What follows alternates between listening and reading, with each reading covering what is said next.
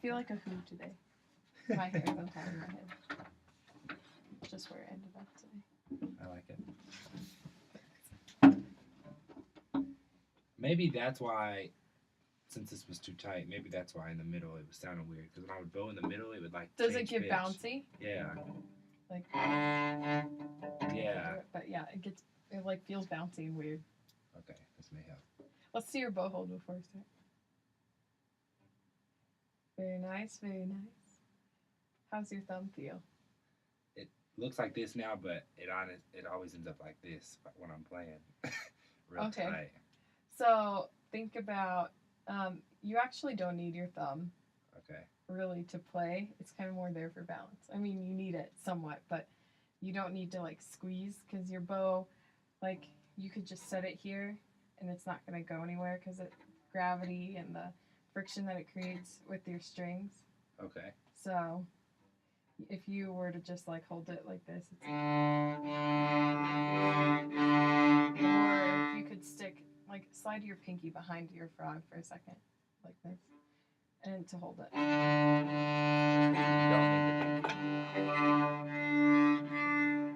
Yeah. Okay. Now let's check your setup of the instrument because I think it comes a little high, like on your chest. So I think you could move, not necessarily your end pin, but like move it farther away from you. Yeah.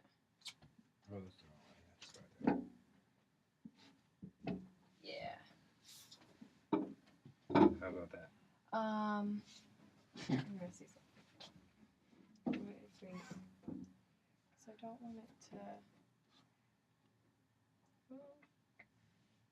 Yeah, right about there. Okay. How does that feel? Does it hit the back of your neck? Right there, yeah. Yeah. Okay. So we could probably, I don't know if bringing it in, but that's about like where you would want it on your body, but the angle, if you change the angle of it, it would be. Yeah, okay.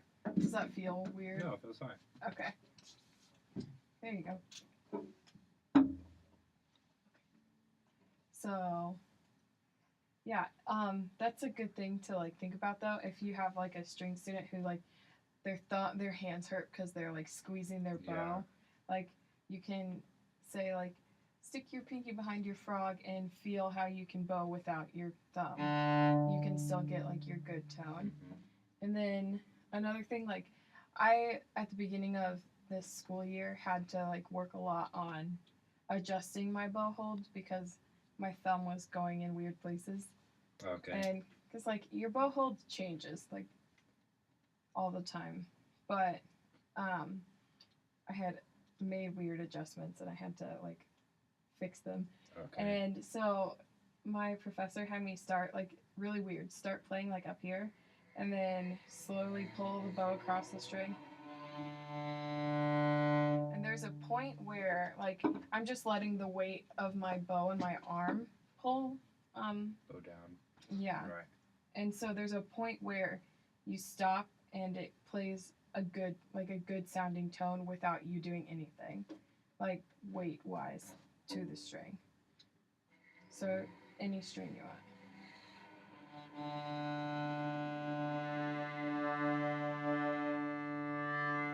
Yeah,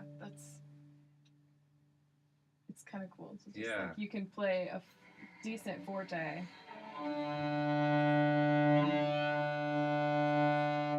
Without.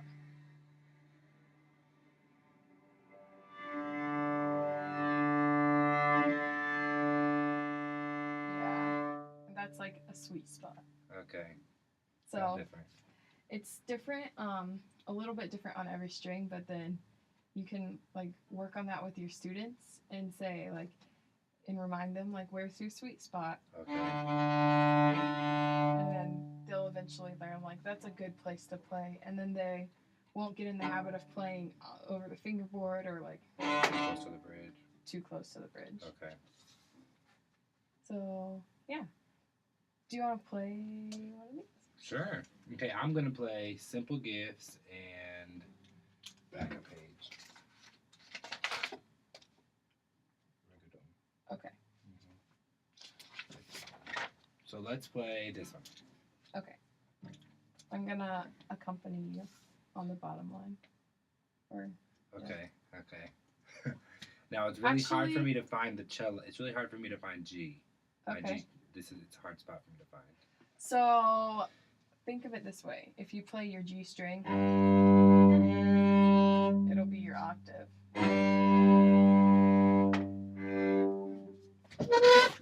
There you go.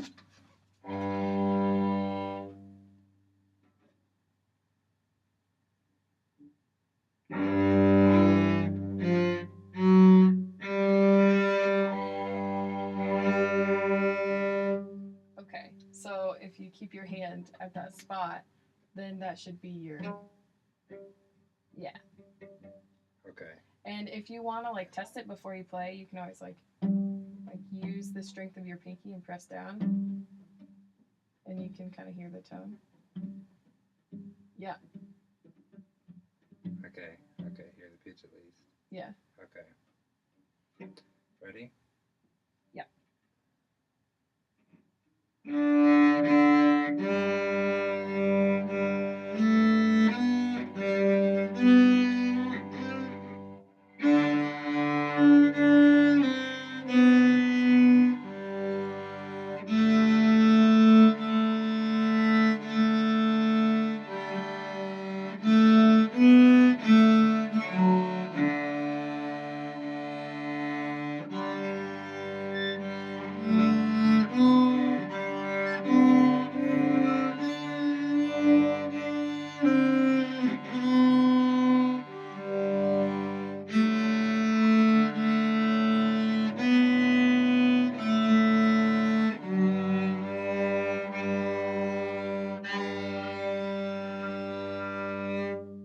Good.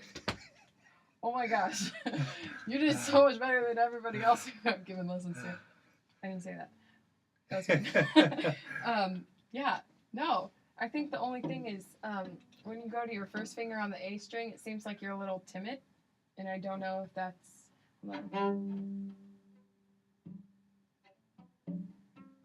Maybe it's the fourth finger. Fourth finger.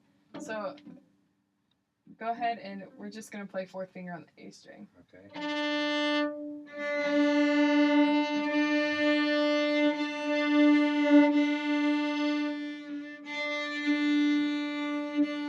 Good. So if you feel like you start to get it, Yeah. how are you going to fix that? I feel like I should move the bow faster. Yeah. Okay. So you move the bow faster, and you can also like give it a little more weight with your arm. Okay. When you're teaching, you don't really want to say like push harder or anything about pressure, because pressure is insinuates tension. Mm-hmm. But also you want to make sure that like your students understand that if they just like completely relax everything, so like if you shake your arms out and just let it hang, like if you were to let your bow like put one hand and just let everything hang, like that's weight gonna is be sufficient enough. yeah. Okay. But they have to understand how to let their arm just give. And so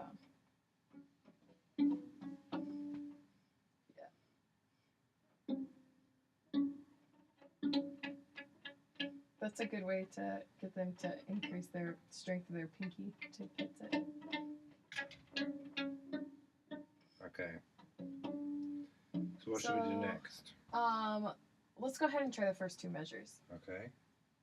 Can you see that on there? Mm-hmm. Okay. It's really memorized now because I'm trying to. You're just like, what's going on? Okay. Okay.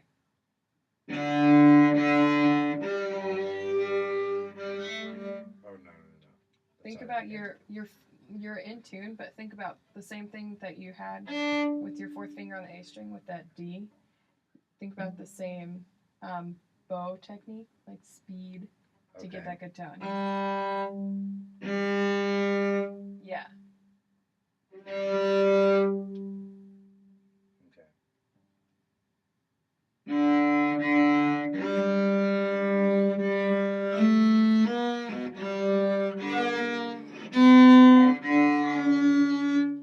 Almost. When you put your first finger back, you kind of reached back, but they're actually just right next to each other.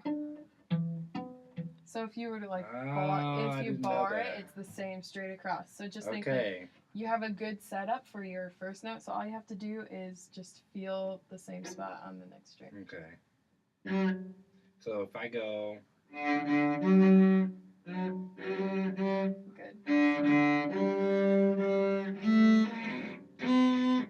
Oh, it is right over. Okay.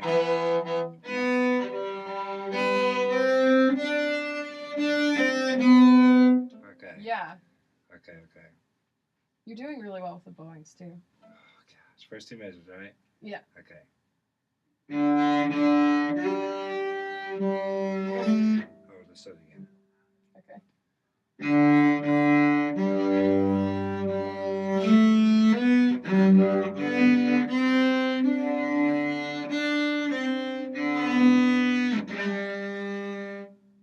Yeah.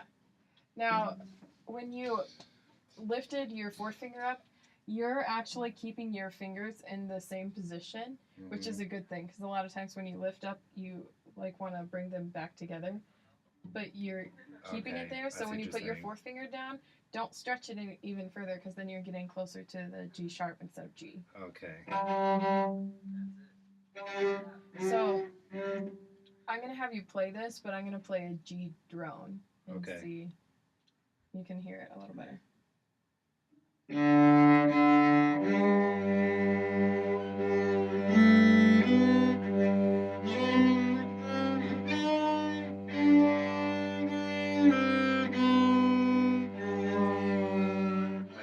see what I'm doing.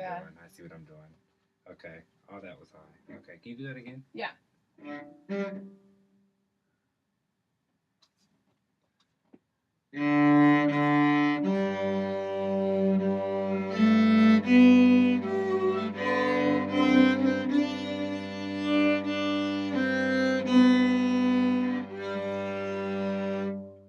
Do you want to go on? Okay. Okay. You want to start at the beginning and go on, or go on? We'll start at the beginning, Okay. just for safe measure.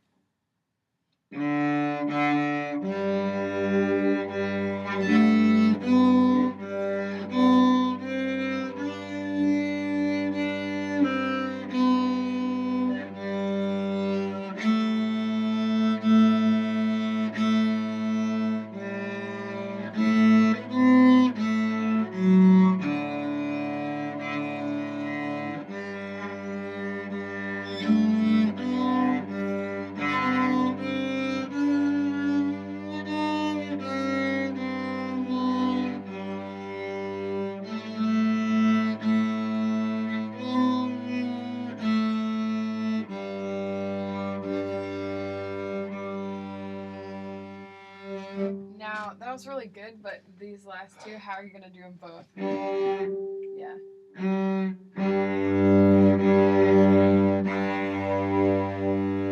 Good.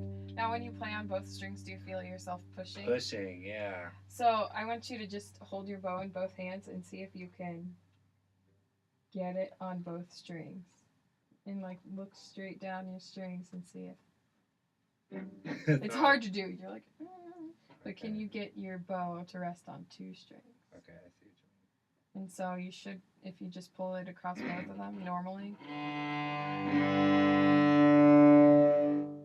You don't need that much weight. Yeah. There's a certain point that you can... Yeah. Do that for each. Okay, that makes sense. So if you find that you're pushing, that's because you're not on both of the strings. And you're making yourself be on both the strings. Yeah. And so you adjust the direction. Okay. Because you can rock between the two strings, so you just find that point when you're rocking your bow. Good. And then find where you're still on both of them. And you can see them move. If you wiggle it right. Yeah. Okay.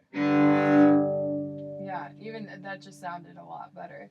Because you got both of them. Okay.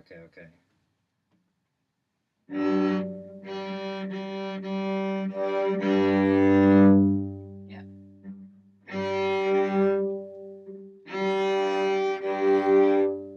Why isn't the low one playing?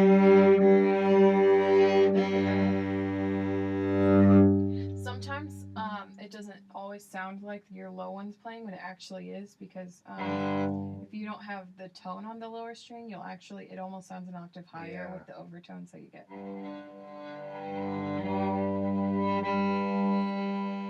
Yeah, I hear it a little bit. Yeah. Yeah, okay. But it is playing. So what should Yeah. you do to make it not play the overtone but the actual octave?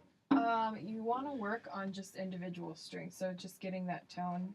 The C and the G string are kind of hard to make them speak. So you want to think of the initial, before you even start to bow, like you want to be able to make the string move. If you can make it move like side to side. So can you see it moving? Okay, Yeah. got the grip. So then you've got the grip now, pull your bow. Yeah. Good. And so eventually you want to slow down, or not slow down, you want to speed up that motion of like gripping on the string and make it part of the stroke. Yeah. Okay. So try and keep that tone all the way through your bow. So, Okay. like start here.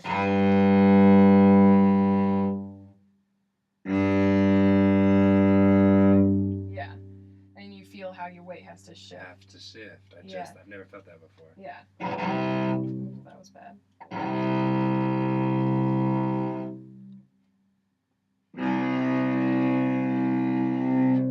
Yeah.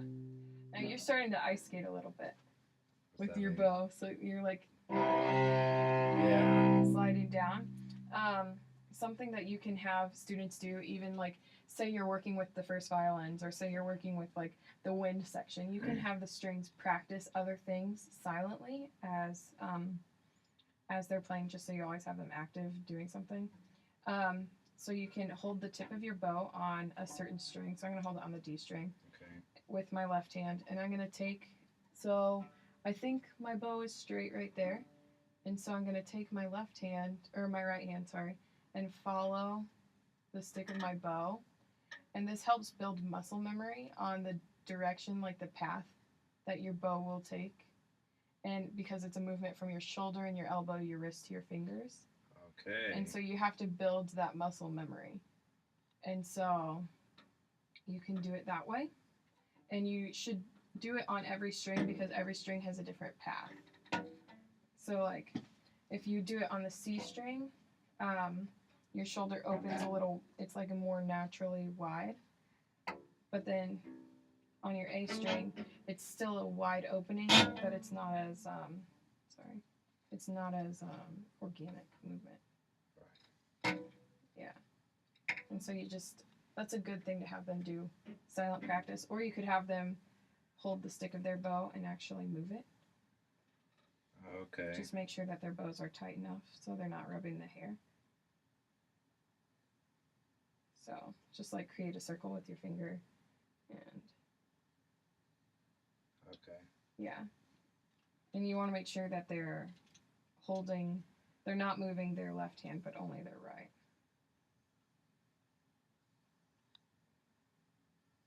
And you want to try and do this at different contact points too. So like close to the bridge, close to the fingerboard, in the middle, like Okay. and somewhere in between. And you can also have them do it from the middle of the bow, like how does a short bow feel? Or That's like, really cool. yeah. It's definitely something that you always have to work on, like depending, I still ice skate a lot on my cello. So Okay. yeah, or Cool. for shifting you can do the same thing. Like you can just have them, like some people say, like wipe their strings with your fingers. That's the movement of your arm. And then also for cellos, I don't know about upper strings, but eventually when they have to play further down, you can use your thumb on any two strings and just feel the motion. Like put your hand in a fist.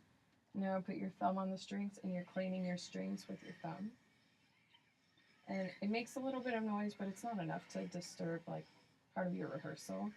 But that just helps build your muscle memory for the direction that you need to go. Because y'all have to play like this sometimes. So. Yeah, and you use your thumb based on like two different strings. So, but it'll also help them hear, and you could have them like Put your fingers down and put your thumb behind. Because also, if I were to play here and just stop here, if I open my fist and put my fingers on the fingerboard, doesn't matter if it's on a string or not, that should be a more natural opening for my hand. A lot of times once they start shifting, their hands will start to collapse for cellos. Okay. And so you want to feel like you're holding a ball. So when you're playing. And that's going to help them with vibrato too. Because they can use this movement and refine it and go to a smaller. So cleaning your strings, or like we use. Yeah. So like just that motion, it does a lot. It does a lot for their shifting and a lot for their vibrato too. Okay. Yeah. So this one sounds pretty good. Pretty good. Yeah. I'll have Do to you want to try practice the the other one? fingerings. Yeah, let's do the other one. Okay. This one's a little rough. That's okay.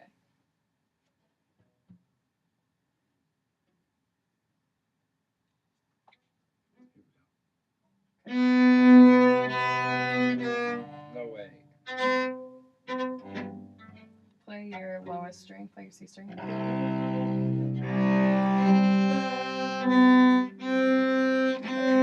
There we go. Okay.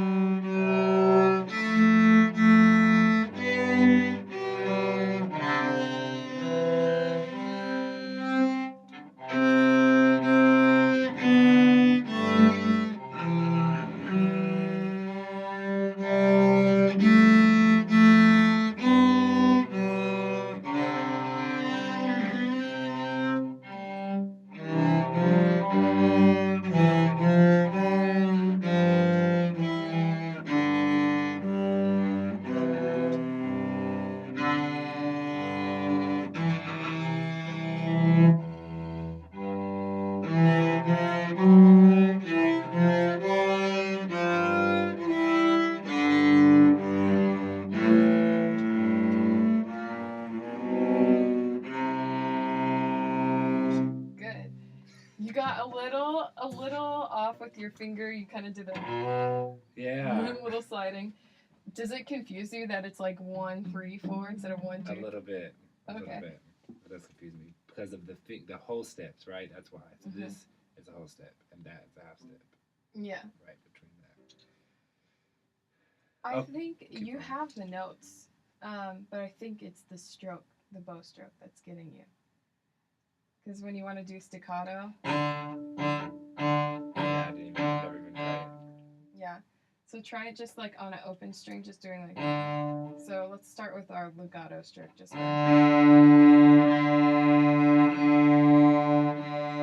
want to try and make it shorter.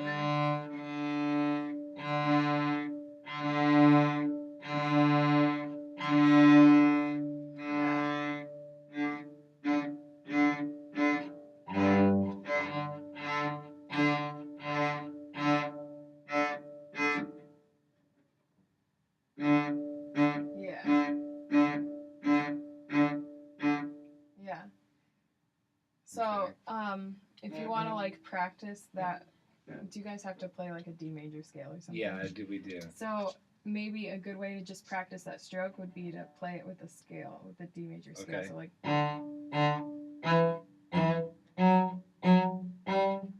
Because you want to listen, like take a listen to your tone, because you can hear the difference. So like that staccato stroke, it works really well, but it comes back to the like changing your point on the string to the ice skating thing. Mm-hmm. Like you want to think about staying in the same part, because the closer you get, you have to change your weight when you get closer to the bridge. Mm-hmm. So if you don't change that weight, it's gonna sound. Yeah. Yeah. So try and stay in the same part. Okay.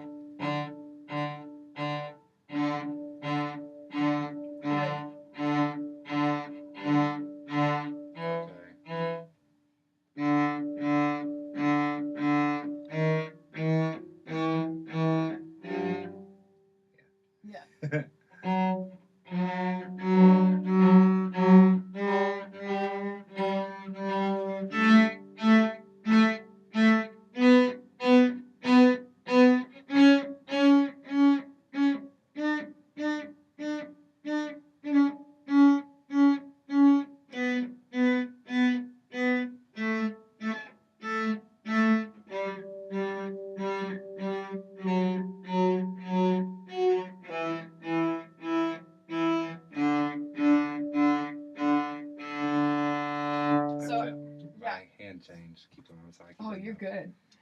As you feel like as you go up and down the scale, if there's like a single note that you feel like the tone changes, Uh-huh. then stay on that note. So like if I'm here,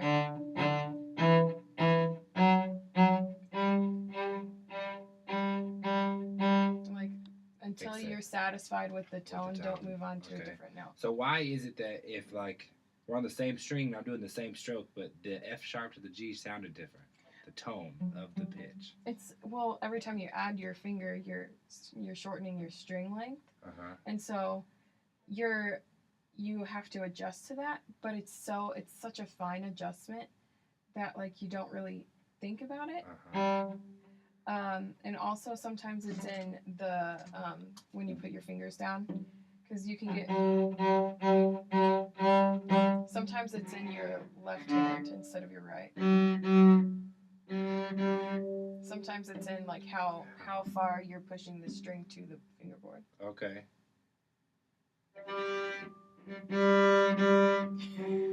I see what you're saying. Yeah. Especially like on the C string, like, and you almost have to exaggerate everything you do when you're on the C string, and more you have to do it on the G string too, just because they vibrate so much and they're so much thicker.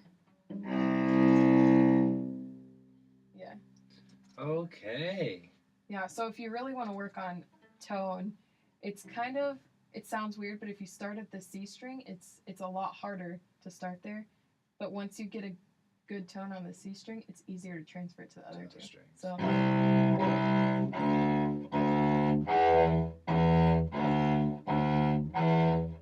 see how I don't get that tone right away?